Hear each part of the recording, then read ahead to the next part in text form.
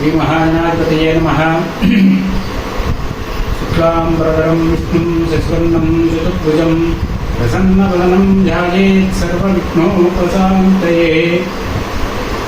गुरवे सर्वलोकानां विषये भवरोगिणां निधये सर्वविद्यानां दक्षिणामूर्तये नमः। ज्ञानानन्दमयं देवं निर्मलस्फटिकाकृतिम् आधारं सर्वविद्यानां हयग्रीवमुपास्महे। सदाशिवसमारम्भां व्यासशङ्करमध्यमाम् अस्मदाचार्यपर्यन्तां वन्दे गुरुपरम्पराम्। श्रुतिस्मृतिपुराणानाम् आलयं करुणालयं नमामि भगवत्पादशङ्करं लोकशङ्करम्। वसुदेवसुतं देवं कंसचाणूरमर्दनं देवकी परमानन्दं कृष्णं वन्दे जगद्गुरुं।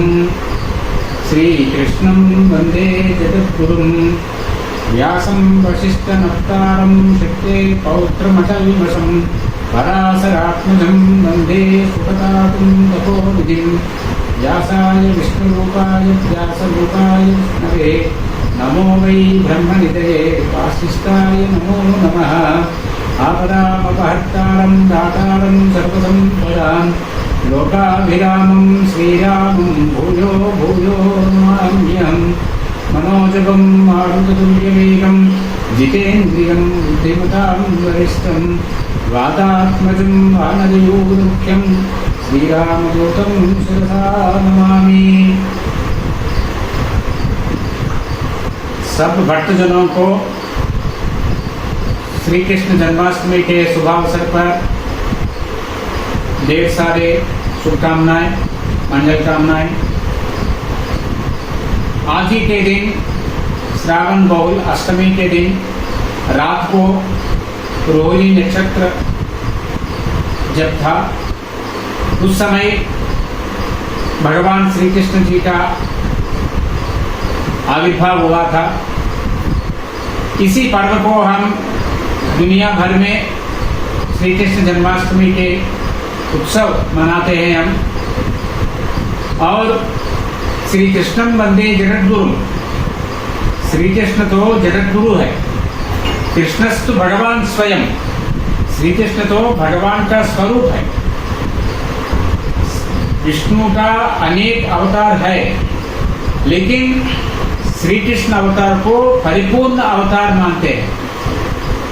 तो इस पावन संध्या में अभी कुछ ही घंटों में श्री कृष्ण जी का आविर्भाव, प्रकटोत्सव, आविर्भाव उत्सव, जन्मोत्सव सब लोग मनाते हैं। आधी रात को हुआ था श्री कृष्ण जी का जन्म।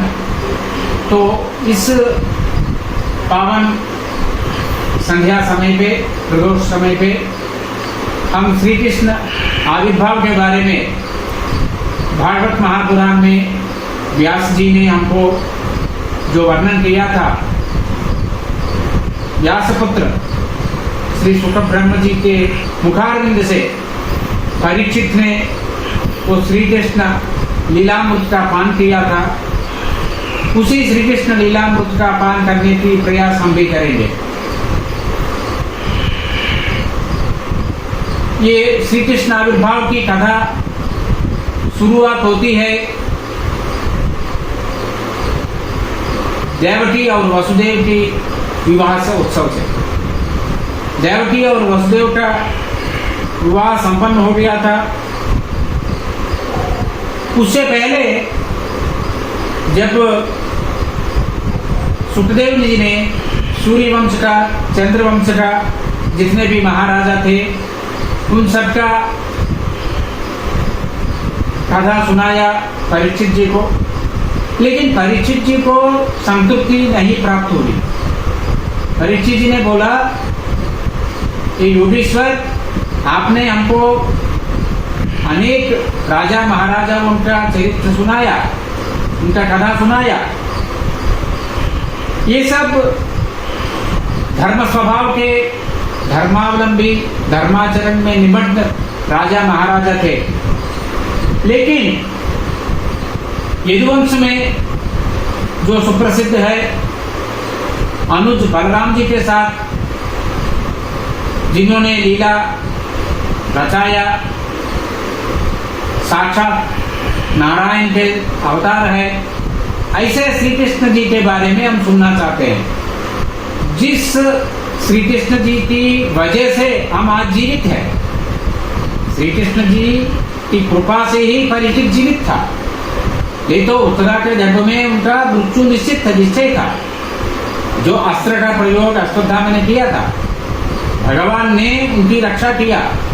परीक्षित का सौभाग्य है, माता पेट में रहते हुए ही भगवान का दर्शन किया। जो भी भक्त भगवान का दर्शन कब करता है, जब माँ के गर्भ से बाहर निकलता है, तब भगवान के दर्शन की अवसर प्राप्त होती है। लेकिन परीक्षित को माँ के गर्भ में रहते हुए भगवान के दर्शन करने का सौभाग्य प्राप्त हुआ। तो उन्होंने पूछा, सब प्राणियों में जो अंतर्यामी है, ऐसे भगवान श्री कृष्ण के लीलामृत का पान करना चाहता हूँ करके उन्होंने बोला था। क्योंकि जिन लोगों को ये लौकिक व्यवहार से मुक्ति पाना है, मोक्ष के तरफ आगे बढ़ना है, किन कर्तव्य क्या करना है उन लोगों को? खाली भगवान विष्णु की चरण की आश्रय लेना है, श्री कृष्ण का चरण का आश्रय लेना है। तो ऐसे श्री कृष्ण भगवान के बारे में हमको बता दीजिए करके उन्होंने विनम्र पूर्वक प्रार्थना किया था। फिर सुखदेव जी ने बताया, ये वासुदेव की जो कथा है, उस कथा के प्रति आपकी जो निष्ठा है, आपकी जो रुचि है, ये अतुल्य है। और किसी के साथ हमने इतनी निष्ठा, इतनी रुचि, इतनी श्रद्धा नहीं देखा भगवान के कथा के प्रति, जितना आप में देख रहे हैं।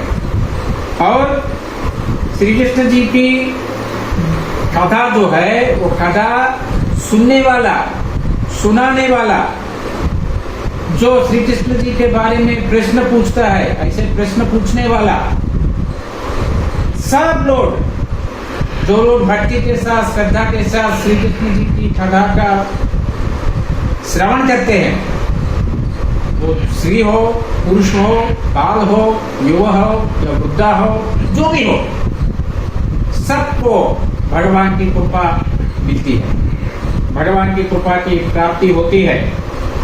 और भगवान की कृपा से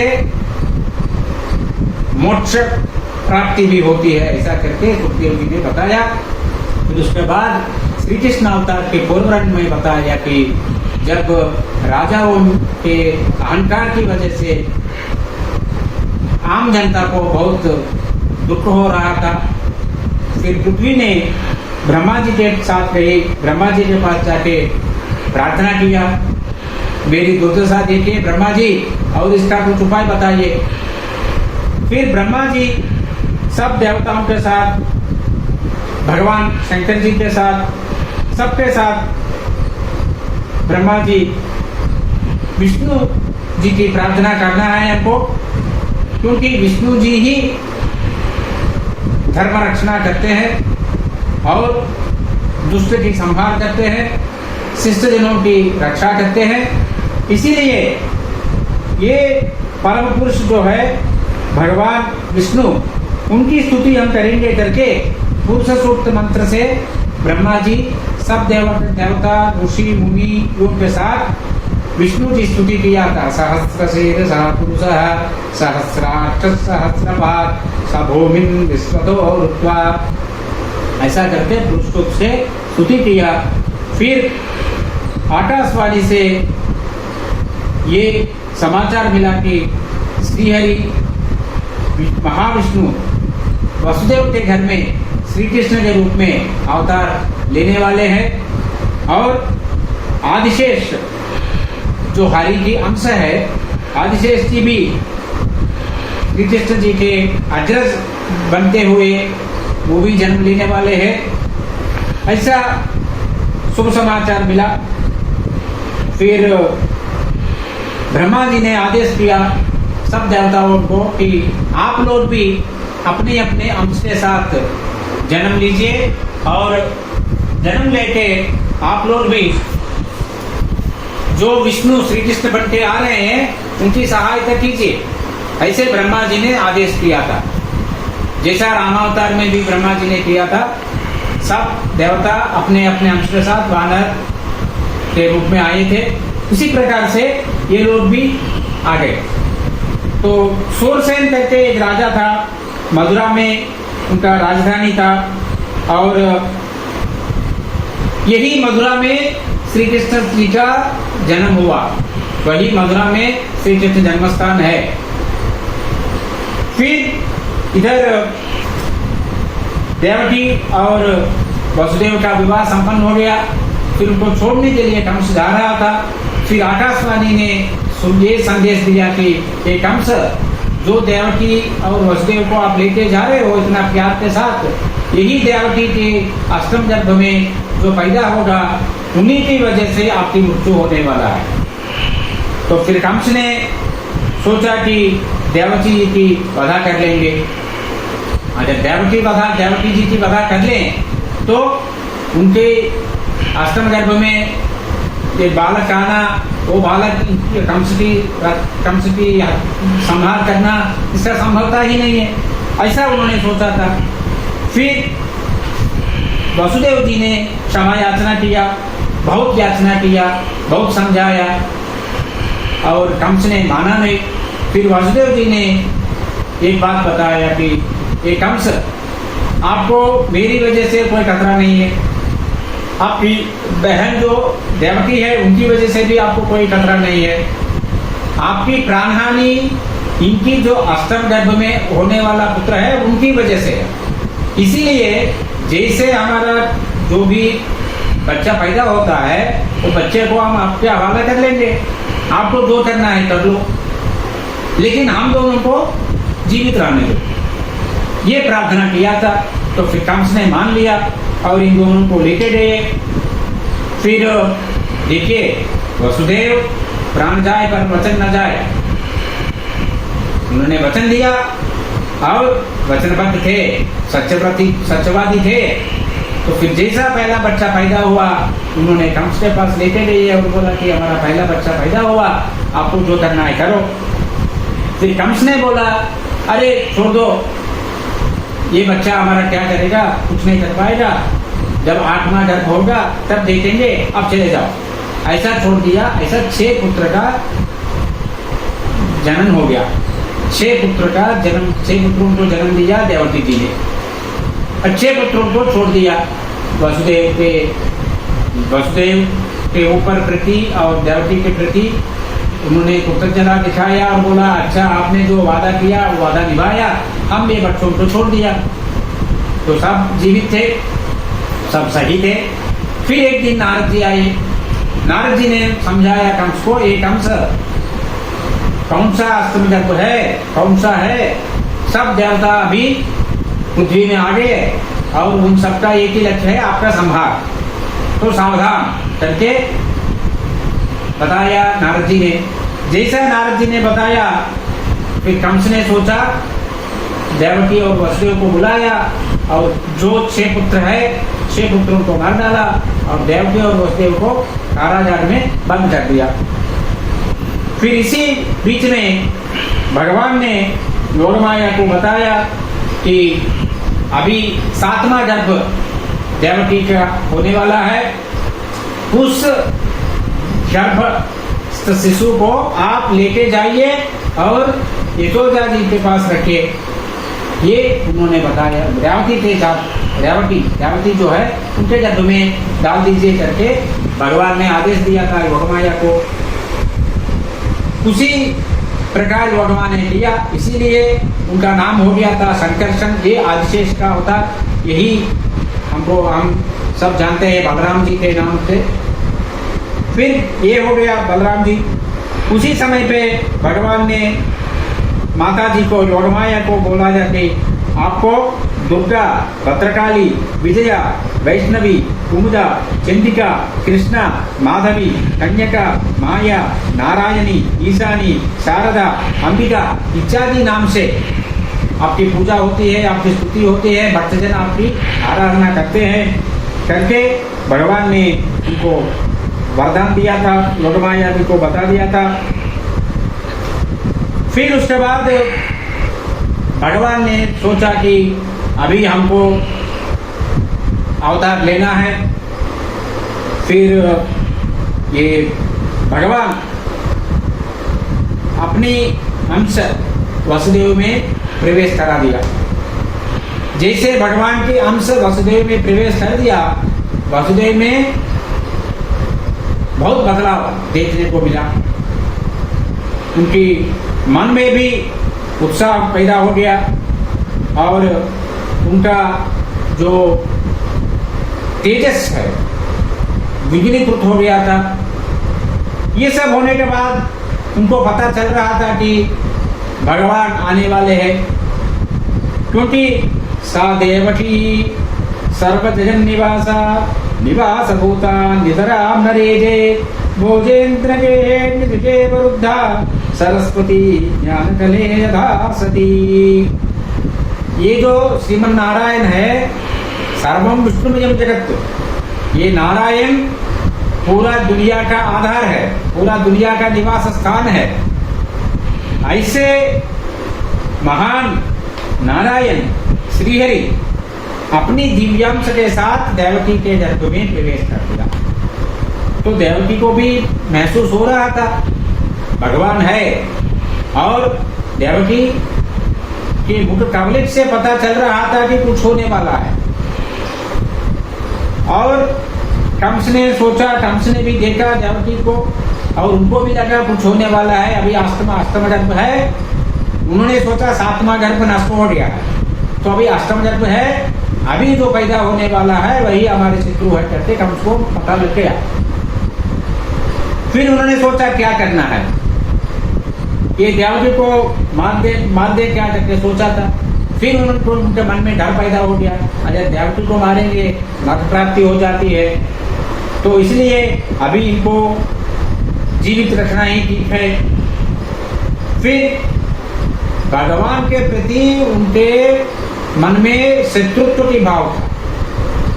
शत्रुत्व की भाव से पूरा दिन रात 24 घंटा उठते जागते सोते, खाने के समय पे, पीने के समय पे, हर जगह पे, हर स्थिति में, हर पल पे भगवान के ही बारे में सोच रहा था। तो ये इसको बोलते हैं वैर भक्ति। शत्रुत्व की वजह से ही भक्ति हो जाता है। भक्त प्राण भगवान के ही बारे में सोचते रहते हैं। जो भक्त है, भक्त भी उतना भगवान की जान नहीं करता है जो शत्रु होते हुए कंस ने भगवान की जान किया। तो श्रीहरि के बारे में ही सोच रहा था, क्योंकि सर्वम विष्णुमयम जगत, जहां देखे विष्णु ही, उनके मन में विष्णु का ही चिंतन आ रहा था। फिर उसके बाद वसुदेव जी और कंस और देवकी उत्साह भरे वातावरण में है, क्योंकि भगवान की अवतार होने वाला है। इसी समय पे ब्रह्मा जी, शंकर जी, इंद्रादि देवक सब लोग आए और भगवान की स्तुति किया। भगवान गर्भस्थ है, देवकी जी के गर्भ में है, अभी तक भगवान का अवतार नहीं हुआ है, अवतार होने वाला है, भगवान का प्राकट होने वाला है। उसी शुभ संदर्भ पे ब्रह्मा जी, शंकर जी और अन्य देवता ने भव्य स्तुति किया था। सत्यव्रतम सत्यफलम त्रिसत्यम सत्यस्य योनिम नीदं च सत्ये सत्यस्य सत्यम मृत सत्य नेत्रम सत्यात्मकं तां शरणं प्रपन्नाः। ये भगवान आप सत्य है, आपकी बात, आपकी जो वाणी है वो सत्य है, वही वेद है, वो तो अमृत तुल्य है। और आप सब प्राणियों के प्रति समान दृष्टि से देखने वाले हैं। और जो ज्ञानी लोग हैं वही ज्ञानी लोग आपकी पहचान ठीक से कर पाते हैं। और आपकी शरण में हम बैठे हैं, आपकी शरण हम चाहते हैं करके उन्होंने दिव्य और भव्य स्तुति किया था। और देवताओं ने ये भी बोला था कि प्राणी सब लोग ये संसार सागर में फंस जाते हैं। ये संसार सागर से बाहर कैसा निकलना है? सागर से बाहर निकलना है, आपको नाव की सहायता चाहिए। एक नाव आपके पास है तो आप इसकी पार कर सकते हैं सागर की। लेकिन इधर संसार का जो सागर है उसका पार करना है तो आपको कौन सा नाव चाहिए? भगवान की भक्ति चाहिए और गुरु परंपरा चाहिए, भगवान की चरण की आश्रय लेना चाहिए, वही नाव है। उसी नाव के सहारे आप ये संसार सागर से बाहर निकल सकते हैं, ऐसा उन्होंने बोला थी। और आप जब भी अवतार लेते हैं, भगवान केवल मानवों के कल्याण के लिए आप अवतार लेते हैं। आपकी नाम, आपकी रूप की ध्यान करने से शुभ की प्राप्ति होती है। और जो लोग आपकी चरण की आश्रय लेते हैं, उन लोगों को कभी भी संसार की दुख बाधा नहीं देते हैं, ऐसा उन्होंने किया। और उन्होंने ये भी बताया कि आप पहले मत्स्यावतार लिया था, हयग्रीव अवतार, वराह अवतार, नरसिंह अवतार, वामन अवतार, हंसा अवतार, राम जी का अवतार, परशुराम अवतार इत्यादि अवतार आपने लिया था और तीनों लोगों को आपने बचाया। और ऐसा करके उन्होंने स्तुति किया। फिर उन्होंने देवताओं ने देवकी जी के बाद आते थे, जो मानव कल्याण के लिए भगवान विष्णु आपके गर्भ में है, अभी अवतार लेने वाला है। और इसलिए आपके गर्भ में भगवान विष्णु है, इसलिए आपको डरने की जरूरत नहीं है। कंस के बारे में डर के साथ सोचने की जरूरत नहीं है।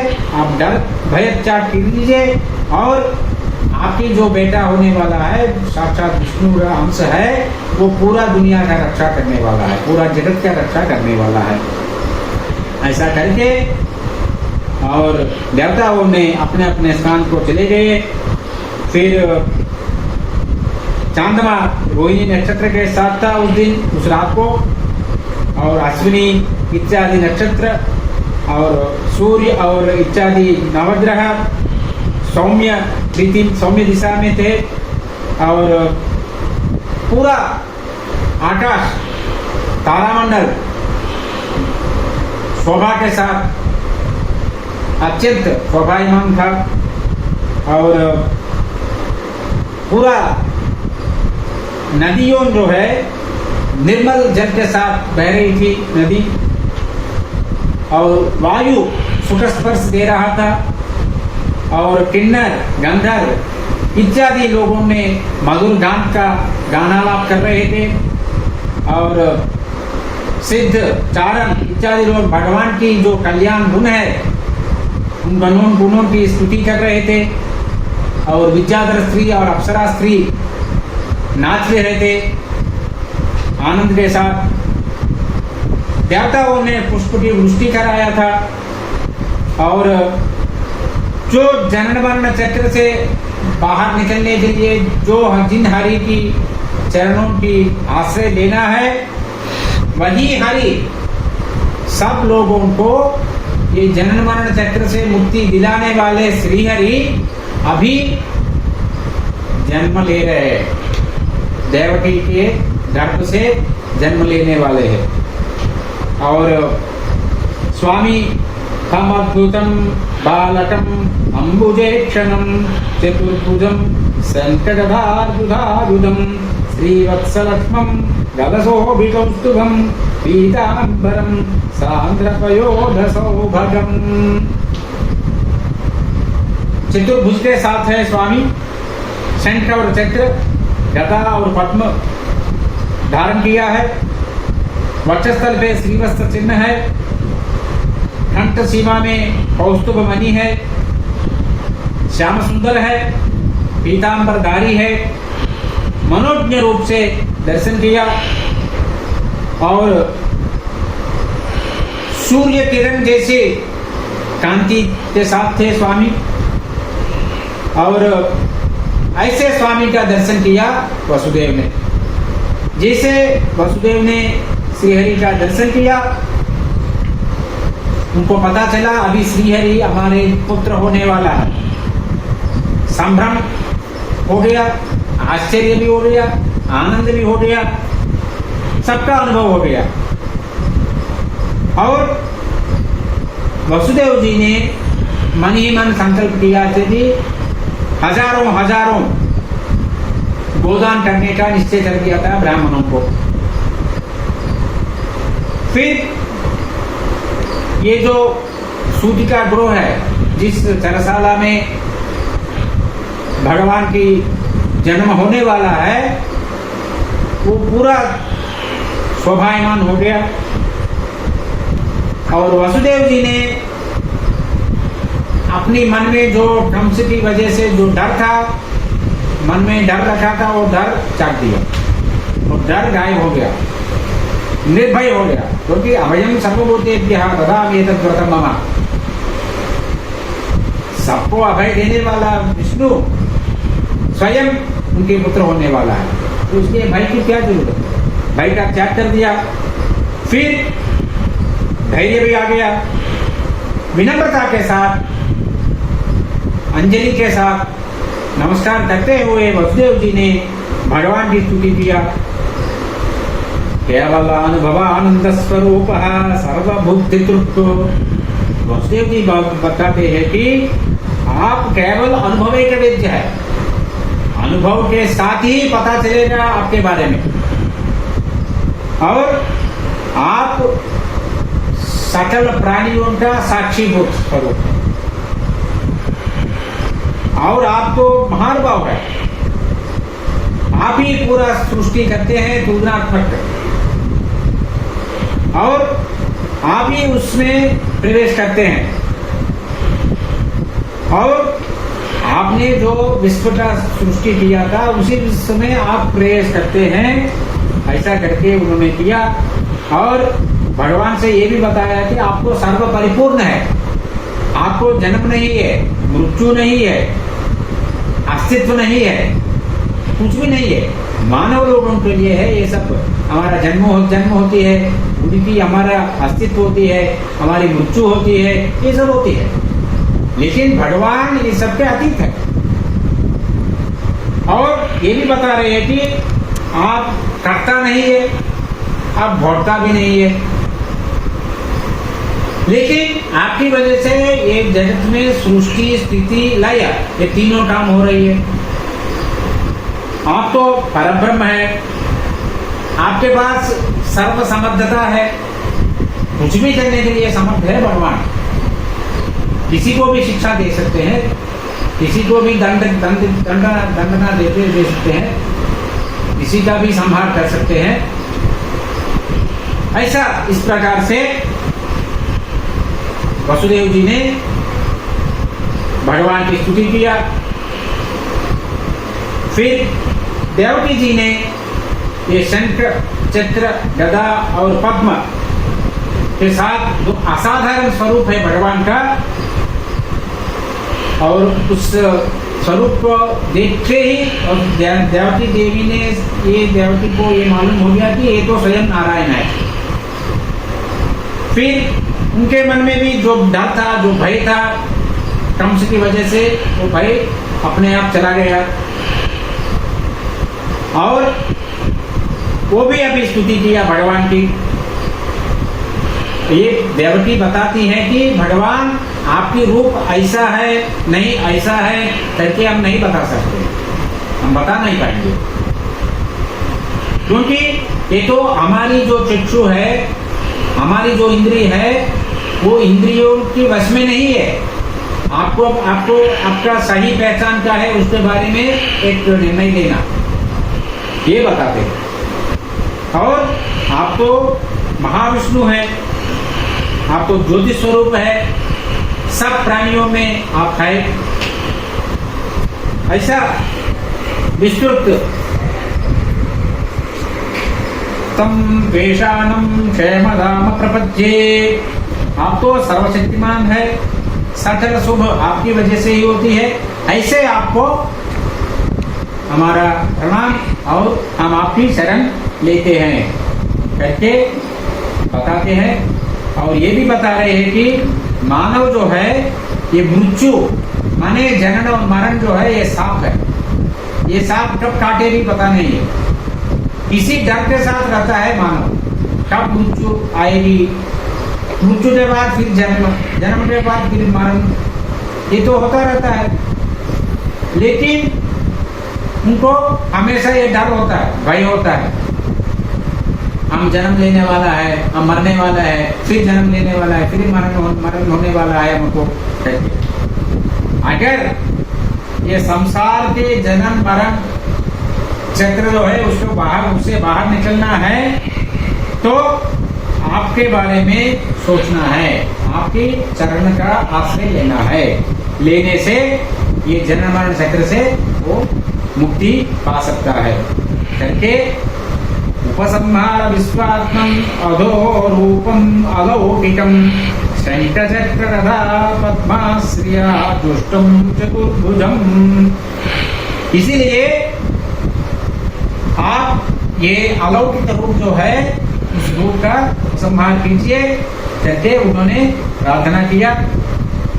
फिर भगवान ने बताया कि आप पहले स्वयंभू मनवंतर में आपका नाम था पृश्नी और ये वसुदेव जी जो है उस समय पे उनका नाम था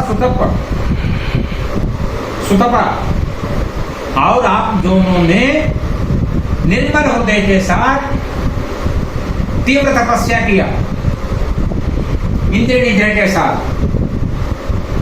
फिर बारिश हो रही है, वर्षा हो रही है, आपका तपस्या चल रहा है, हवा भयंकर हवा हो रहा है, फिर भी आपका तपस्या चल रहा है,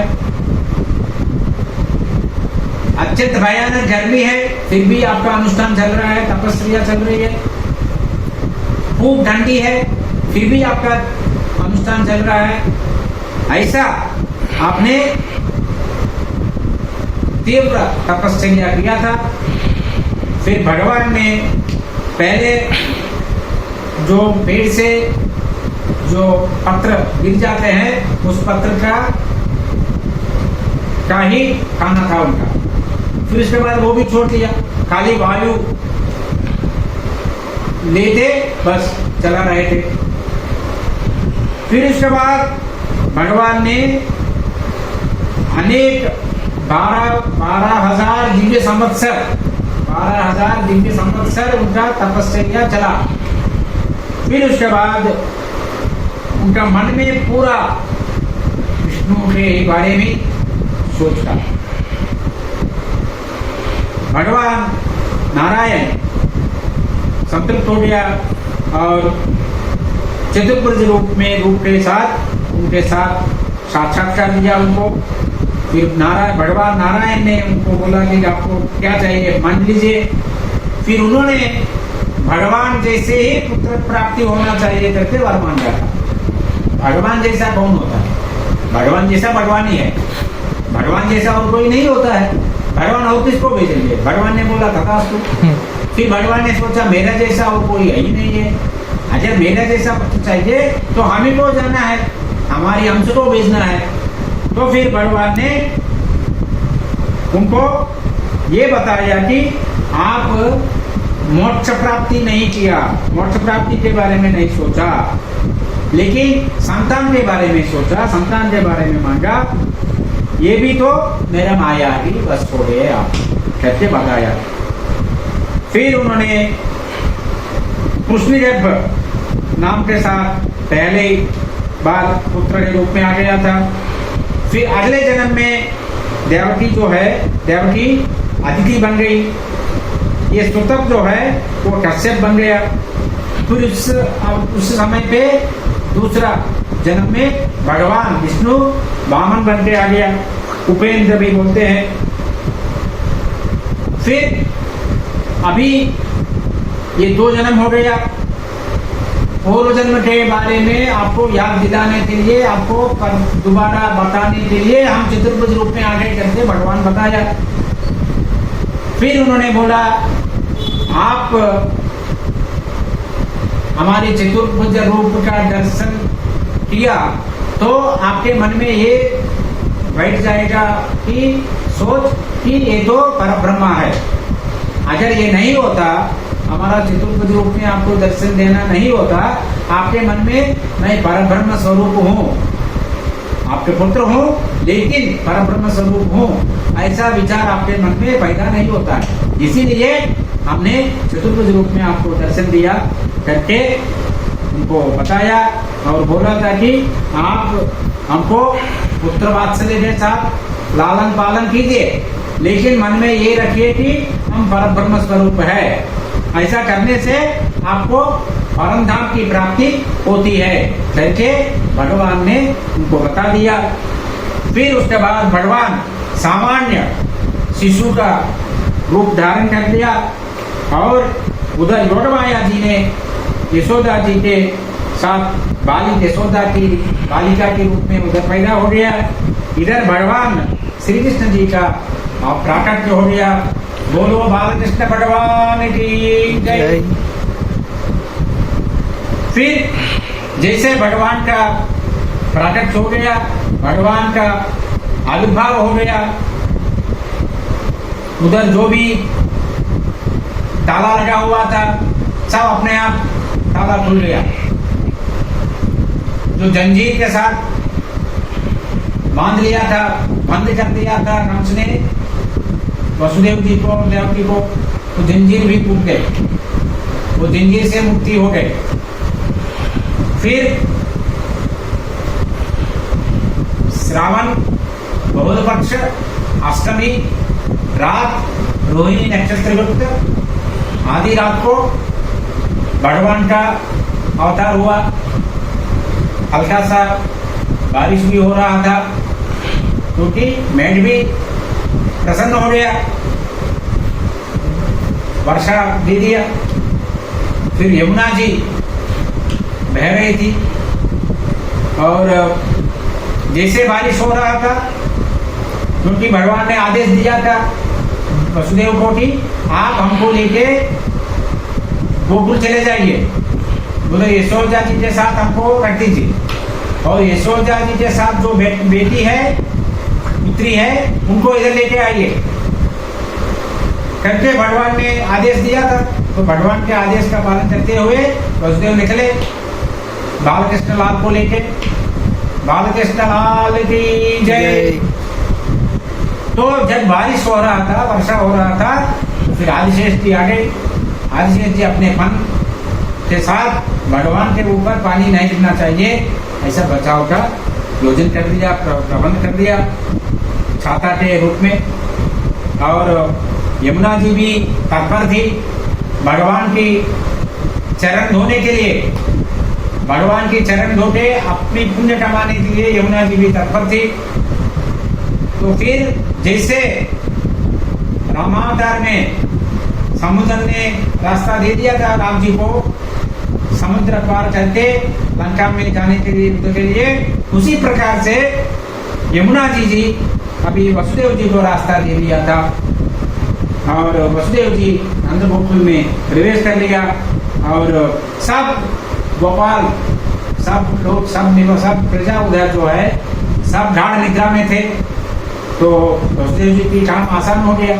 तो फिर नंद बाबा के घर पे गए वसुदेव जी और यशोदा जी के साथ जो पुत्री है, पुत्री को लेके आया और बालकृष्ण लाल को यशोदा जी के साथ रख दिया और फिर दोबारा आ गया इधर कारागार में। और योगमाया की प्रभाव से यशोदा को ये भी पता नहीं था कि जो बच्चा पैदा हुआ है वो बालक था या बालिका है, पुत्र है या पुत्री का है। उनको भी योगमाया की प्रभाव से यशोदा जी को उसके बारे में जानकारी नहीं थी। तो उन्होंने सोचा, जब होश आया, जब नींद खुल गई, तो सोचा अरे हमको बेटी हुई है, बेटा हुआ है। हुआ था बेटी, लेकिन बेटा भगवान कृष्ण को देखते उन्होंने सोचा कि हमको बेटा हुआ है, हमको पुत्र होगा है। तो इस प्रकार से ये भगवान श्री कृष्ण जी का आविर्भाव का जो चरित्र भागवत जी में व्यास भगवान जी ने मुनि के पुत्र सुमेंद्र जी के द्वारा हमको जो दिया था, उसका हमने एक बार अवगत कराने की कोशिश किया, उसका ध्यान किया, उस कथामृत का पान करने का कोशिश किया।